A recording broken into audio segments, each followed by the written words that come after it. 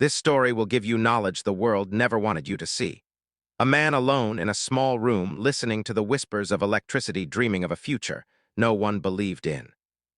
He built machines that hummed with life, drew energy from the air, and touched forces invisible to ordinary eyes. Most called him crazy, some feared him, but he never stopped. What he discovered could change everything you think you know about possibility. And tonight, I'm going to tell you the story that was never meant to be told. The story that never meant to be told began long before anyone could notice it in the quiet corner of a city that hummed with things half forgotten. It started in a small room where dust moved lazily in the shafts of sunlight that broke through the blinds in a place that smelled faintly of ink-old paper, and a promise that had not yet been spoken aloud. He was not extraordinary by any outward measure, though even as a child, he carried a certain restlessness, a hunger for things unseen, things unclaimed. Other children ran through streets with laughter and rough games, but he lingered near walls listening to the spaces between sounds, counting the invisible lines that tethered one shadow to the next. And his family called him quiet, they called him strange. He heard it all, but the words never reached the deeper places where thought had begun to bloom. In the evenings, when the city's ordinary rhythm slowed, he would lie on the floor and trace shapes in the dust with his fingers, not merely doodles, but blueprints of possibility, sketches of worlds that might exist if someone dared to reach for them. It was not mischief, not rebellion. It was curiosity, sharp and unrelenting, and even then he knew it would demand everything he had. And school was a cage, though it was gilded with praise and routine. He wandered the corridors with books pressed to his chest, his mind elsewhere, straying into concepts that the teachers could not define and the other children could not imagine. He was punished for dreaming, reprimanded for looking too long at the sky instead of the page. But he learned that imagination was immune to judgment. It grew quietly, stubbornly, inside him, fueled by the quiet moments no one else considered important. The rustle of leaves, the twitch of a wire, the way sunlight struck glass, and seemed to fracture it into infinite possibilities. And as he grew, he carried this solitude like a lantern, illuminating corners of thought that others avoided. He left home quietly, not in anger, not in spite, but because he realized early that the world he sought could not exist in a room full of expectation. He traveled, learned, experimented in the margins, assembling strange contraptions that hummed and blinked, and sometimes even burned with a promise too delicate for ordinary eyes. Each failure was a whisper, each success a spark, and he listened to them all as if the universe itself was speaking. And money, recognition, comfort, these were foreign concepts to him. He watched other men chase them with desperate eyes, and he felt nothing. He understood the hunger for more, the desire to be seen, but his own needs were simpler, more absolute. To create, to explore, to touch the threads of a world no one else could see. Occasionally he tried to explain it to someone, and occasionally someone glimpsed it, and in those brief moments there was understanding, rare and fragile, like a moth resting on a finger, gone before you could grasp it.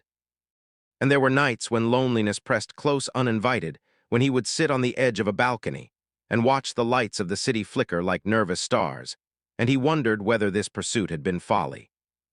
But always inevitably, he returned to the workbench, to the instruments that hummed with potential, to the wires and coils and pulsing currents that seemed to understand him in ways human beings could not. In those moments, he felt less alone than he ever had among crowds or friends or family. And his machines were not built to impress. They were not built for wealth or fame. They were built because he believed that there was something sacred in harnessing the invisible, in bending nature's quiet forces toward the light of understanding. He experimented with currents that flowed without friction, with fields that existed in the spaces between air and metal, with energy drawn from the void itself. Most dismissed his work as fantasy, some feared it. Yet the hum of a perfectly balanced coil, the sudden leap of sparks along a wire, the quiet triumph of a machine that worked exactly as imagined. These were the moments that defined him, small victories no one would ever fully appreciate. And there were betrayals, of course. People who saw his mind as a resource to exploit ideas, to claim genius, to package and sell. He suffered these quietly, letting them take what they could because he understood that recognition was ephemeral, and that the act of creation itself was more enduring than any credit or applause. He learned early that the world would rarely acknowledge vision before it became necessity, and so he stopped waiting. He focused instead on the imperceptible threads, on the quiet work that outlived the noisy accolades of men who chased fame. And he became a shadow in crowded rooms, a presence felt but not fully understood. He spoke in measured tones, precise and deliberate, yet even his words carried the rhythm of wonder. He spoke of a future that existed only in his mind, cities powered without smoke, machines that moved without friction, light summoned from nothing, the hum of the world itself bending to human imagination. Most could not grasp it. A few did, and those few would carry fragments of his vision into lives that would never intersect with his own again. And time passed, and he aged with it, not gracefully, not reluctantly, but inevitably. There were aches from sleepless nights, from experiments gone awry, from the relentless push of a mind that refused to rest. Machines failed, papers burned, ideas were stolen, misrepresented, lost to the hunger of others. Yet he persevered, patient as a river-cutting stone, trusting in the quiet persistence of thought, in the stubborn pulse of discovery. Each failure contained the seed of insight. Each setback was a teacher disguised as frustration. And in moments of rare stillness, he would allow himself to imagine a life not dictated by obsession. Laughter without distraction, companionship without compromise, simplicity without necessity.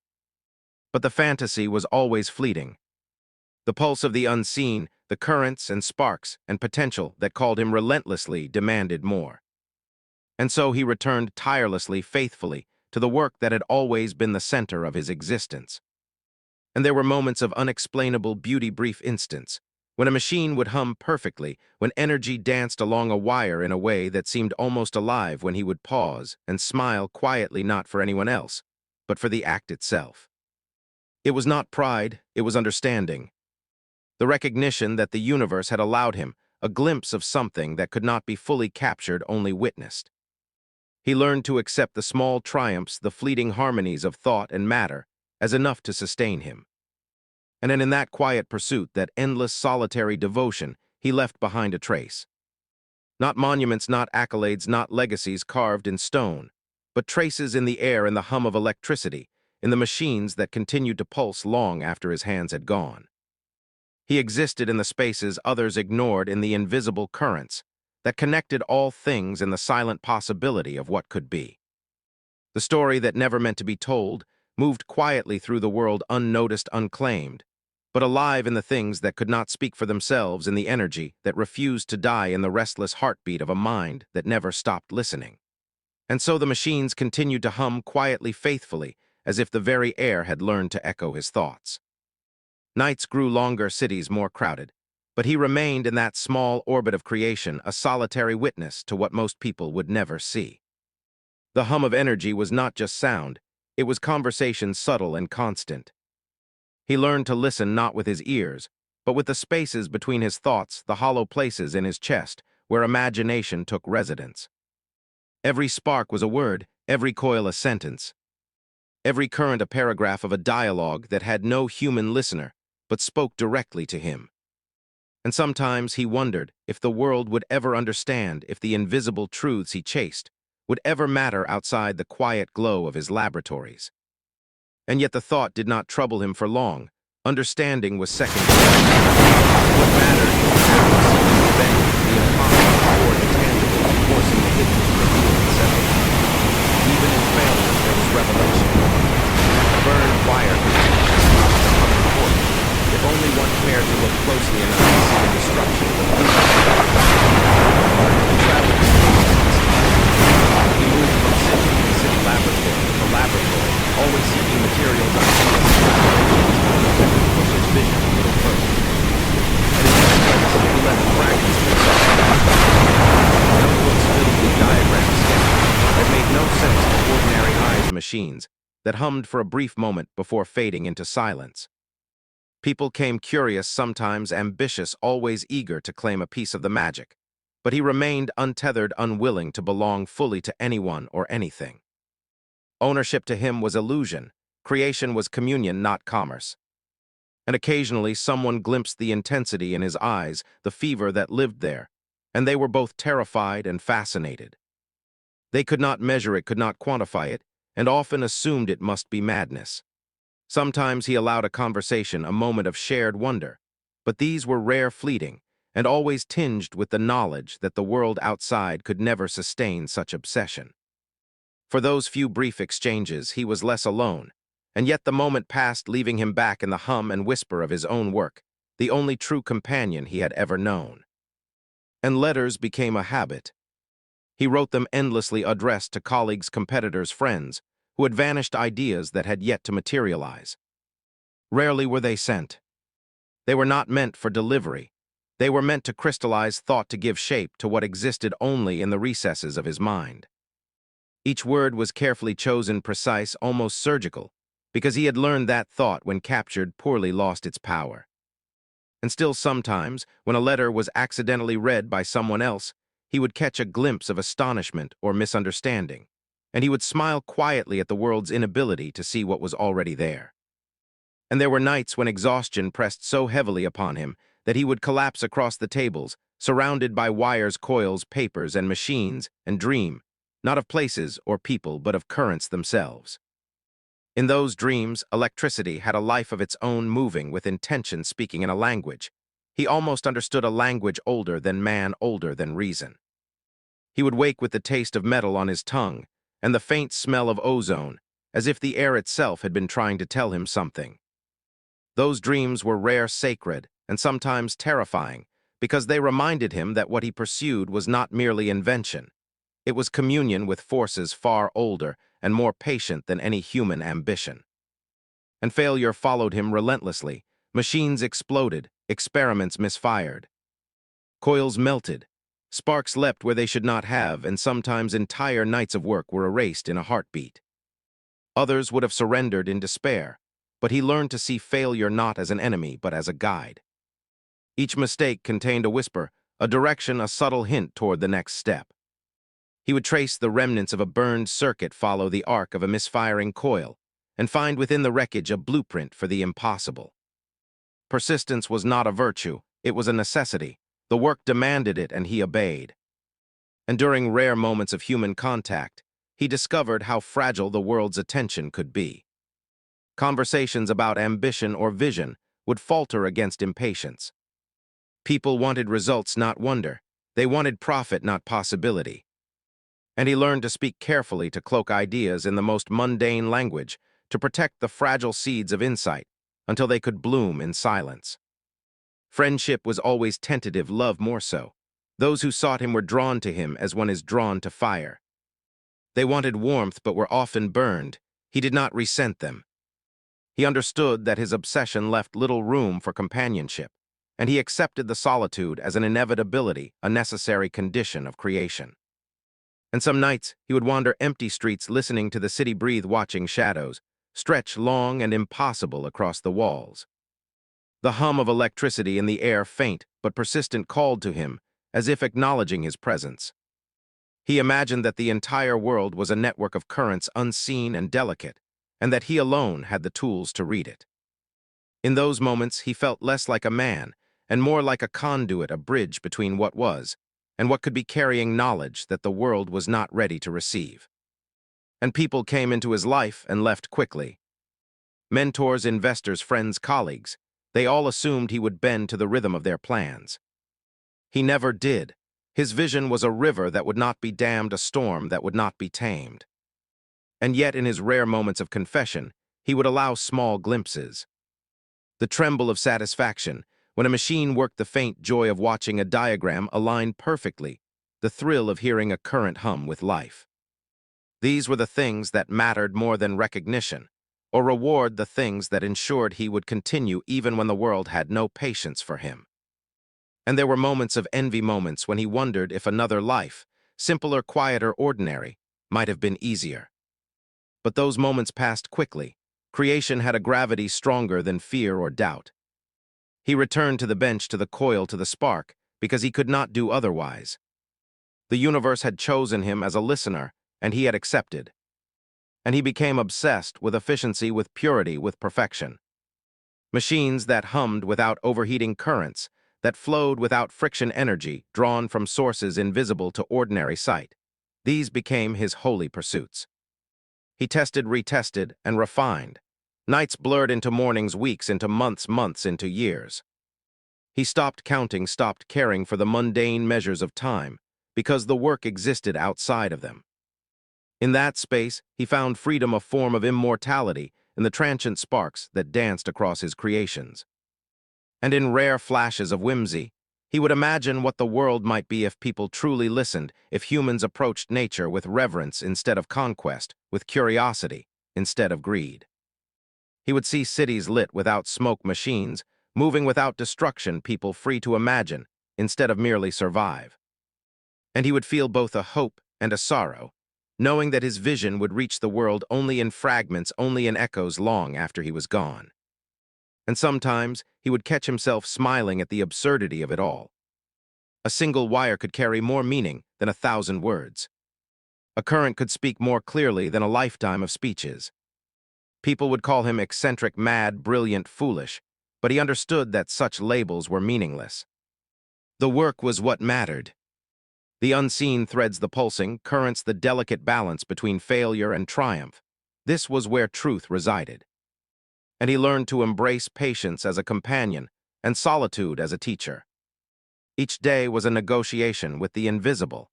Each night was a conversation with forces older than memory. And he listened endlessly, persistently, not because he believed he would be understood, but because he had no other choice.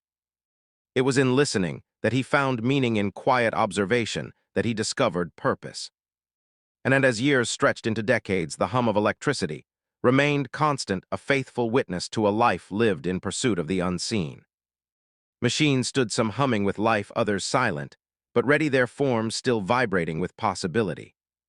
Papers, sketches, diagrams, notebooks, traces of thought left behind like footprints in the sand, were scattered across rooms and cities, sometimes recognized, often ignored. The work moved quietly through the world unnoticed, and yet it was alive, a testament to a mind that had refused to rest. And he realized that stories told aloud often distort truth, that fame corrupts vision, and that recognition is fleeting. The only reality worth chasing was the one that existed between thought and matter, between the spark and the machine, between failure and insight. And in that space, he continued, tireless, relentless, a solitary figure, bending the invisible toward the possible, leaving traces of brilliance in places that no one would ever fully comprehend.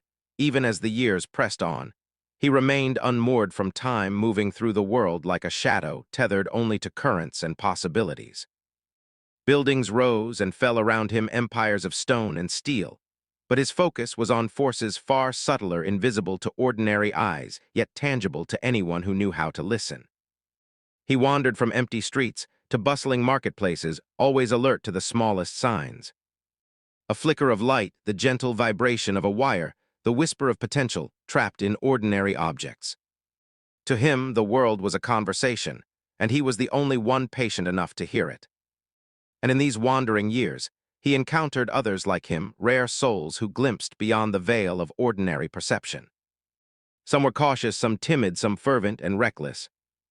They arrived with questions, ideas, and sparks of inspiration, and he received them without judgment, allowing their energy to mingle with his own. Yet he remained the constant observer, the quiet center of each meeting. He understood instinctively that brilliance could not be hurried, that vision could not be compromised, and that the act of seeing the invisible required a patience most men could not endure.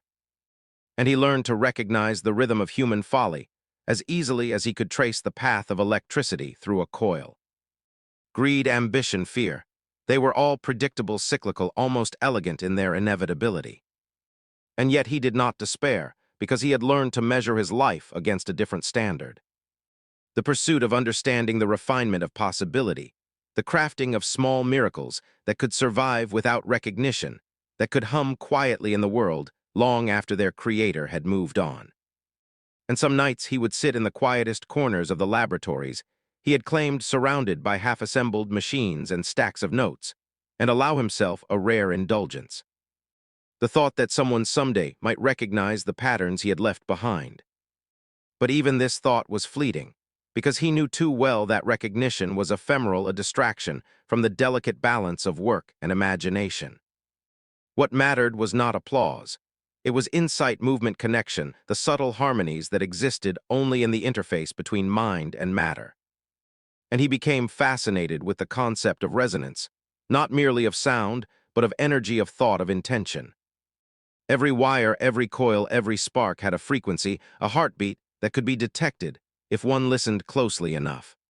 Machines that hummed in perfect harmony were alive in ways that defied conventional understanding. He experimented, tirelessly coaxing currents into songs of subtlety and grace, translating invisible patterns into forms that could be seen and felt. The work was delicate, exhausting, and often exasperating, but it was the only truth he had ever known. And as decades passed, he became a figure of legend among those who had glimpsed him, a ghost whispered about in workshops and lecture halls, a name rarely spoken, but always present in the margins of invention. Stories emerged fragmented and distorted. Some said he could summon electricity from the air, others claimed he had machines that could think for themselves. He did not correct these stories. In fact, he often allowed them to grow, understanding that myth sometimes carried more power than fact. It was enough that the work endured, invisible, yet persistent, humming in the background of a world too distracted to notice. And occasionally, he would receive letters from faraway places, reports of experiments conducted by others' successes and failures that mirrored his own work. He read them with quiet attention, offering advice, rarely allowing the authors to discover truths on their own. Guidance, when given too freely, could corrupt the purity of discovery. He had learned that each mind had its own rhythm, its own frequency, and that forcing comprehension too soon often destroyed the delicate thread of insight. And isolation, once bitter and unwelcome, had become a companion. He traveled without attachment, worked without audience, created without expectation. Yet in solitude, he was never truly alone. Currents moved through the air like invisible companions, sparking in subtle ways that only he could perceive. Machines breathed with potential, coils trembled with anticipation, and wires sang with life. In these moments, he felt the universe leaning in, acknowledging him as a witness, a listener, and a participant in the quiet drama of creation. And there were moments of profound revelation, rare and fleeting, when he could see the patterns of energy stretching across cities, countries, even continents. Currents that seemed chaotic to ordinary eyes revealed themselves to him as a complex choreography, a network of invisible threads connecting all things. He traced them, manipulated them, nudged them gently toward harmony. And in doing so, he understood something fundamental. Creation was not merely the act of building, but the act of listening, of understanding the subtle language in which the universe communicated. And he experimented not just with machines, but with perception itself. He sought ways to translate the imperceptible into forms that could be grasped by others. He created instruments that measured currents too faint for ordinary detection devices, that captured frequencies too delicate for ordinary ears. And yet he understood that comprehension required patience. Ideas could not be forced, knowledge could not be rushed. The invisible truths he chased were patient. They waited for those willing to learn the language of observation, the quiet art of seeing what was not yet visible. And occasionally, he encountered resistance. Men and women of ambition often approached him, eager to harness his vision for power or profit. They were insistent, persuasive, sometimes aggressive. And each time he deflected them with quiet reasoning, subtle demonstrations, and a refusal to compromise. The world would have its commerce, its accolades, its institutions of recognition. He had chosen a different path, one in which the work itself was both the journey and the reward. And he discovered that beauty often resided in the smallest details. A single spark jumping between coils, the tremor of a wire under perfect tension, the faint hum of energy flowing unseen through metal and air. These were moments of transcendence, brief glimpses of a world that existed beyond ordinary perception. He learned to savor them, to allow their quiet perfection to inform his next experiments, to guide his restless mind without words or instruction. They were the language in which the universe spoke to him, and he had learned to translate it into action, into machinery, into light and movement. and time became irrelevant. Years blurred, seasons changed, and yet he remained constant, driven by curiosity and an obsession that had never diminished. Machines hummed, sparks leapt, currents flowed, and he moved among them like a shadow in a cathedral of energy. He worked not for recognition, not for legacy, not for applause. He worked because creation demanded it, because insight was a force as urgent as breath, because the invisible threads of possibility trembled for attention, waiting for a mind willing to trace them without fear or hesitation. And there were nights when he walked beneath the stars, feeling the faint pull of cosmic currents, imagining a universe, vibrating with potential, every particle, every wave, every shadow alive with energy waiting to be understood. And he realized that his work, his obsession, his life of solitude and precision was a mirror of something greater. The constant pulse of creation itself, the eternal rhythm in which all things moved and connected, a network of possibility that extended beyond what any human mind could fully comprehend. And he wrote again and again, though few would ever read, filling pages with diagrams, equations, musings, and reflections. These were not for posterity. They were for clarity, a way to map the invisible territory of thought before it disappeared back into the currents from which it had emerged. Some of these writings were stolen, misunderstood, or ignored. Others were preserved, scattered across the globe, waiting for minds patient enough to decipher them. In every case, he cared little. The act of creation, the pursuit of understanding, the dialogue with forces older than memory remained its own reward. And so he moved forward endlessly, relentlessly, through laboratories, cities, and decades, guided by current sparks and the faint pulse of possibility. Machines hummed, wires trembled, sparks leapt. Energy moved where no one could see, and he traced it, coaxed it, understood it. The work continued, quiet and persistent, just as he did, an unbroken thread of vision, woven through the fabric of a world too distracted to notice.